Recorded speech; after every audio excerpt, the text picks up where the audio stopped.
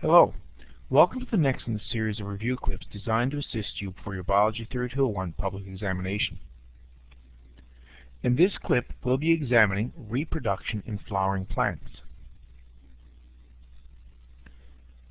Plants, those that flower, are of particular interest to us, and these plants are known as angiosperms.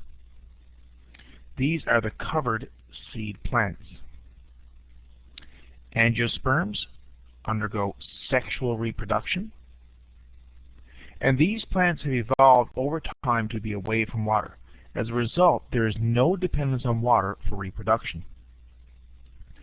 And these flowers have evolved specialized structures for reproduction. Before we go, let's take a look at two definitions. Flowers can be broken up into one of two broad categories. Perfect flowers contain both male and female reproductive structures. These perfect flowers are capable of undergoing self-pollination, fertilization. Conversely, imperfect flowers, on the other hand, will have either male or female reproductive structures only, and therefore are not capable of undergoing self-pollination. Looking at the flower parts, you can clearly see that there are a number of various structures involved. We have the pistil, which comprises of the stigma, style, and ovary. Contained within the ovary is the ovule. The pistil is the female portion of the plant, of the flower.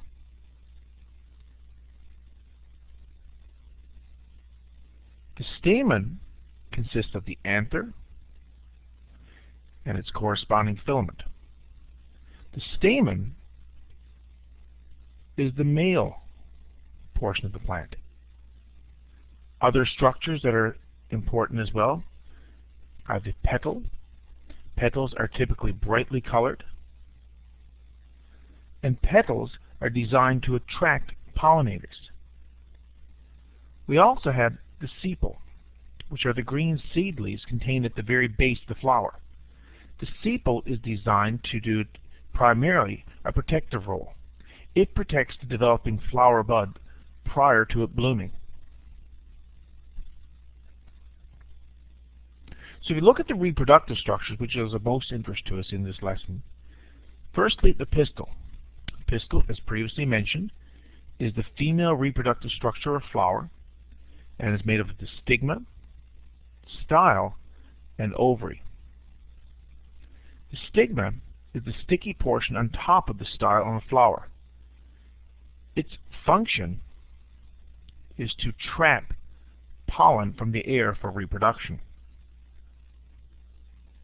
The style is a long, slender tube leading from the stigma to the ovary in the flower. Its function is to provide a passageway for pollen leading to the ovary. The ovary is the reproductive structure of a flower that contains the eggs. Eggs are created by meiosis in this structure. Eggs contain the haploid chromosome number. And by way of function, the ovary is the site of fertilization within the flower. The stamen is the male reproductive structure of the flower. It's made of the anther and its filament. The anther is a reproductive structure of a flower that contains pollen. Pollen is created by meiosis. The function of the anther is to create pollen for fertilization. If we look at pollen itself, pollen is a small round structure located within the anther of the flower that contains the male sex cells, or sperm. Pollen contains haploid, the chromosome number, as the parent cell. The filament is a long, slender stalk that holds up the anther. Now, we now need to look at how egg and pollen are both created. Both eggs and pollen are created through meiosis within the flowering plants. With reference to egg formation, This occurs within the ovule of the flower, and in the ovule, a diploid cell will undergo meiosis to create 4 haploid cells, 3 of which will die. The remaining haploid cell undergoes mitosis 3 times to create a total of 8 haploid structures within the ovary. One of these will be the egg. To diagram this out, from the original diploid cell, meiosis is undergone, and 3 of these cells will die. The remaining cell then undergoes mitosis 3 times to produce a total of 8 haploid cells.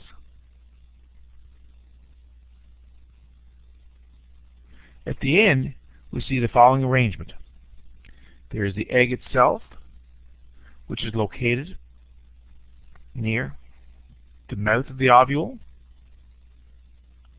There are the polar bodies, which find themselves located in the center. And these are the most important nuclei that are remaining. These are the ones that are most directly involved in seed formation. As it pertains to pollen formation, this begins with a diploid cell within the pollen sac undergo meiosis to produce 4 haploid cells called microspores. Each of these microspores undergoes mitosis to create 2 haploid nuclei known as the tube nucleus and the generative nucleus. The outer wall of the microspore then hardens and is now known as a pollen grain. So again, to diagram this, from the original diploid cell in the anther, it will undergo meiosis to produce 4 microspores. Each microspore will undergo mitosis to form 2 nuclei, a generative nucleus and the tube nucleus within each.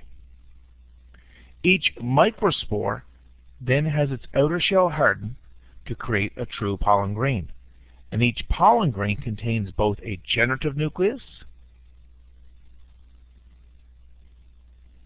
and a tube nucleus.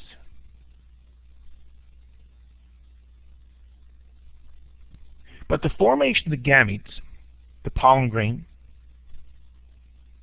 the contents of the ovule, are only one step as it pertains to sexual reproduction of flowering plants. There are a number of events which will happen as well. Firstly, the pollen grains reach the stigma and dig to the surface of the style. This occurs because the tube nucleus begins to dig a pollen tube down to the style on its way to the ovary. At the same time as this is occurring, the generative nucleus will divide by mitosis to produce 2 haploid sperm nuclei. These sperm nuclei make their way down to the pollen tube and into the ovule. From here, 2 fertilizations occur. The first involves one of the sperm fertilizing the egg to produce a diploid zygote. The second involves the other sperm cell joining with the polar nuclei to form a triploid structure known as endosperm.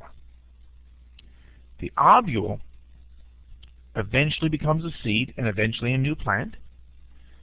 The endosperm, as created by the second fertilization, provides food for the developing seed. There are a few definitions you need to be familiar with as well. The ovule is the area inside an ovary where an egg and 2 polar nuclei are found. The ovule is the site of fertilization within the flower. The tube nucleus is the nucleus within a pollen grain that forms a pollen tube in a flower. The generative nucleus is the nucleus within a pollen grain that produces 2 sperm nuclei, or sperm. The pollen tube is a hollow tube leading from the stigma to an ovule within the ovary of a flower.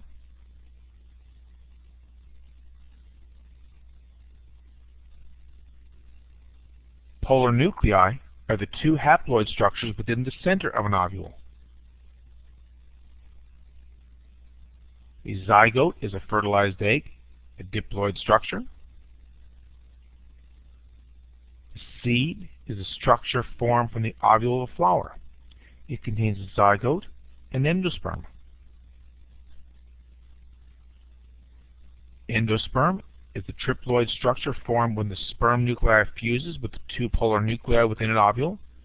It provides a food source within the seed for the developing embryo. And the fruit is simply a swollen ovary plant. It surrounds and helps to protect developing seeds.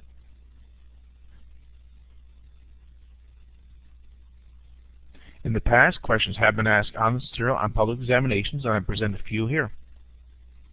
The first, in which part of the flower does both meiosis and fertilization occur?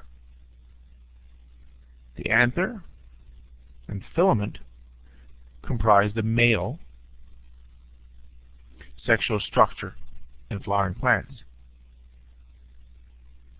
This would not be where fertilization occurs, either of them. The stigma is the sticky portion to which the pollen grain will attach. The correct answer is C, ovule. It is in the ovule that meiosis and fertilization both occur. Second question that I present for you is as follows. Which structures aid in the transfer of sperm nuclei to egg nuclei in most flowering plants following pollination? The key word for this one is transport. This would be the pollen tubes.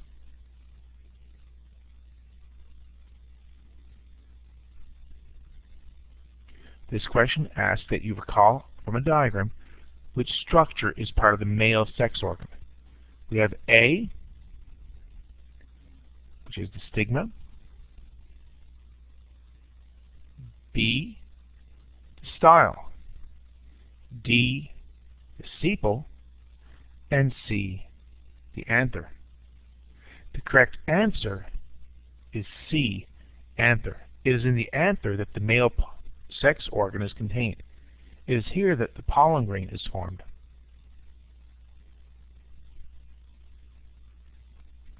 This question, as posed, asks how is the stigma adapted for fertilization in flowering plants? Your choices are A, gives off odors to attract pollinators.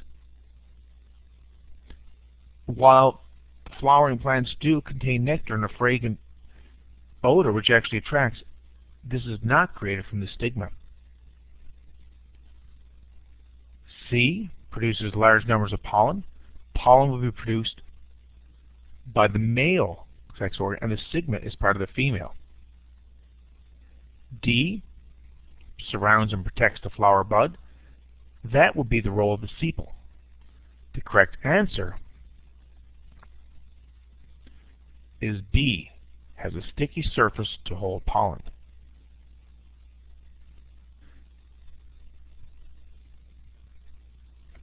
Thank you very much for your patience and time. I hope you found this learning clip to be helpful.